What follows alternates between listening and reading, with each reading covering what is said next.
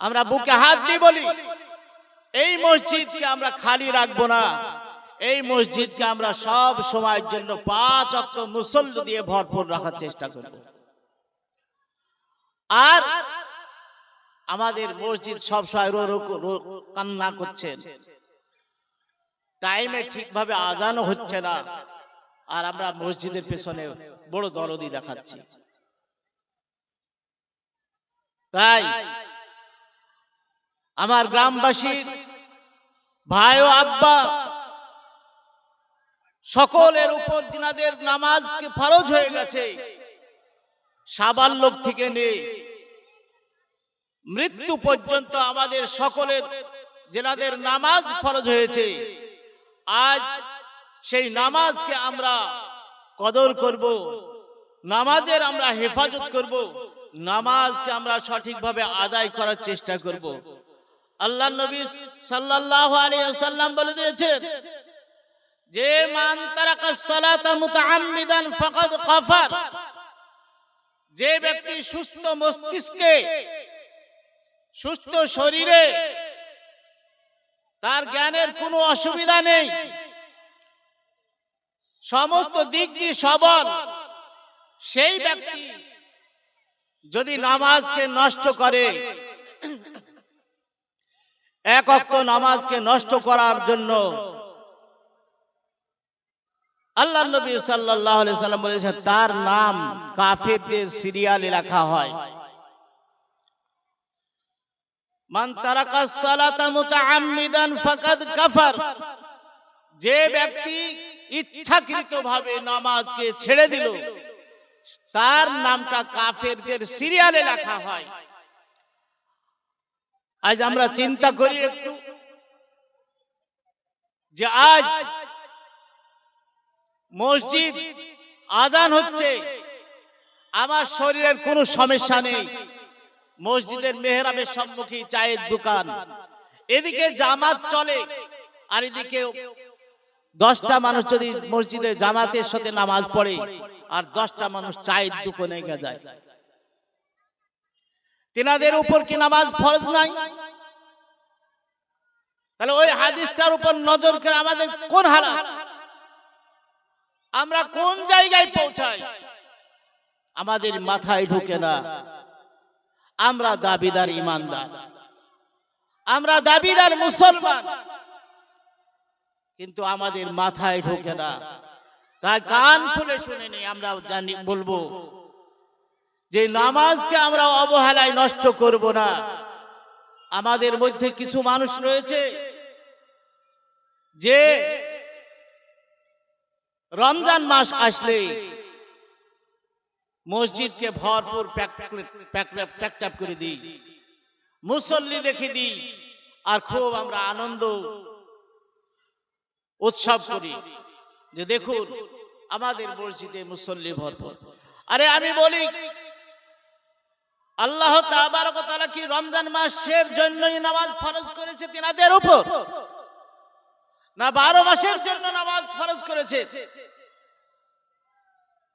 কিছু মানুষ রয়েছে জুম্মার দিন যে জামাতের সহিত নামাজ পড়তে হবে এই উদ্দেশ্য নিয়ে আজ আমরা ঠিক ফজরের নামাজ নাই, আসরের নামাজও নাই, জুমার নামাজে বা শরীক হয়ে গেলাম। তাহলে কি তার উপর আলাদাভাবে আল্লাহর ওহী এসেছে যে জুমার নামাজটাই ফরজ? না, কন্টিনিউ প্রত্যেক দিনের তরে জ্ঞান থাকা অবধি 5 ওয়াক্ত নামাজ আমাদের উপর অপরিহার্য, আমাদেরকে নামাজ আদায় করতেই হবে। যার জন্য আমি বলবো, আমার গ্রামবাসীর সকলকে অনুরোধ জানাবো যে রমজান মাসের জন্য আমাদের রোজা নামাজ ফরজ নয়। রমজান মাসে তো 2টো ফরজ আদায় হয়ে যায় একসঙ্গে, একটা নামাজ, দ্বিতীয় হচ্ছে রোজা। রোজাও আল্লাহর ফরজ, নামাজও আল্লাহর ফরজ। যে রোজাকে আদায় করার জন্য, রোজাকে পুক্তা করার জন্য আমরা নামাজটা পড়ব, এইটাই আমরা ভাবি। যে সারাটা দিন অনাহারে থাকবো আর নামাজ পড়বো না, কি ধরনের কথা? আমরা এটা ভেবে নিচ্ছি না। আমাদের জন্য দৈনন্দিন জন্য নামাজ ফরজ। আল্লাহর নবী সাল্লাল্লাহু আলাইহি সাল্লাম বলেছেন যে তোমরা মৃত্যুকে স্মরণ করে মৃত্যুর প্রস্তুতি নাও, মৃত্যুর প্রস্তুতি নাও, সব সময়ের জন্য মরণের জন্য তৈরি হয়ে থাকো। জানা নাই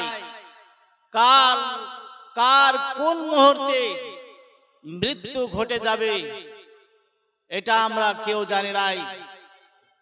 যার জন্য মৃত্যুর প্রস্তুতির জন্য মরণকে স্মরণ রেখে আমরা সততার সঙ্গে ঈমানকে বাঁচিয়ে রেখে আমল করার চেষ্টা করব ইনশাআল্লাহ। আল্লাহর নবী সাল্লাল্লাহু আলাইহি সাল্লাম বলেছেন আদ-দুনিয়াউ মাযরাতুল আখিরা, এই দুনিয়াটা হচ্ছে আখিরাতের খ্যাতি সঞ্চয় করার জায়গা। আখিরাতের খ্যাতি সঞ্চয় সেটা কি জিনিস সেটা জেনে নিতে হবে আমাদের। সেটা নেক আমল। নেক আমল, যে কাজ করলে নেকি হবে সেই আমলগুলো আজ যদি আমরা আদায় করি তবে সেই দিন তার ফল পাবো। যার জন্য আল্লাহ তাবারক ওয়া তাআলা বলেছেন ফামান ইয়ামাল মিসকালা যাররাতিন খায়রান ইয়ারা ওয়া মান ইয়ামাল মিসকালা যাররাতিন শাররান ইয়ারা। যদি সরিষা দানা পরিমাণ নেকির কাজ করো, কাল কিয়ামতের মাঠে সেটাও তোমাকে দেখানো হবে, তুমি স্বচক্ষে দেখতে পাবে। এবং সরিষা দানার পরিমাণ যদি বদ আমল করো সেটাও তোমার সম্মুখে তুলে ধরা হবে, সেটাও তুমি দেখতে পাবে। অতএব সেই দিন কোনো জিনিস, কোনো একটা আমল আল্লাহ তাবারক ওয়া তাআলা গোপন রাখবেন না। সমস্ত আমল আমাদের জন্য এমন ভাবে ফিরিস্ত করে রাখবেন আর এমন ভাবে লিস্ট করে রাখবেন, এমন ভাবে হেফাজতে রাখবেন, কোনো একটা আমল এদিক ওদিক হবে না। আল্লাহ তাবারক ওয়া তাআলা কোরআনে আরেকটা জায়গায় ঘোষণা করে দিয়েছেন ইকরা কিতাবাকা কাফা বিনাফসিকা আলাইকা হাসিবা। হাসরের ময়দানে তোমার আমলনামা পড়ার দিন, আজ তুমি নিজেই তোমার নিজের আমলনামা পড়ো। সেই দিন তাকে তার আমলনামা পড়তে দেওয়া হবে। সেই তখন তার নিজের আমলনামা খুলে তখন সে পড়বে, পড়ে বলবে আর তো আমি এমন কাজ করি নাই। রাত্রের অন্ধকারে যদি গুনার কাজ করে থাকে সেটাও তার খাতায় লেখা হবে। যদি রাত্রের অন্ধকারে যদি তাসবিহাতের আমল করে, তাহাজ্জুদের আমল করে, গোপনে কোনো নেক আমল করে, সেটাও তার আমলনামায় লেখা থাকবে। সেটাও সেই দিন সম্পূর্ণ সে স্বচক্ষে দেখতে পাবে এবং দেখে সেদিন যার ওই দুই আমলনামা মিজানে ওজন করা হবে।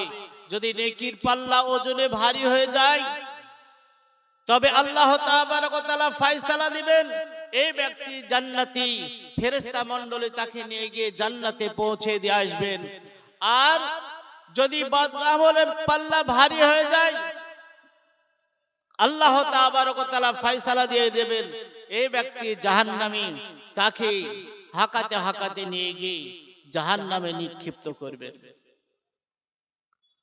অতএব আমাদের চিন্তা করার দরকার, আমার নিজের আমলের বিনিময়ে যেহেতু সেখানেই পাওয়া যাবে জান্নাত, আমলের বিনিময়ে সেখানে পাওয়া যাবে জাহান্নাম।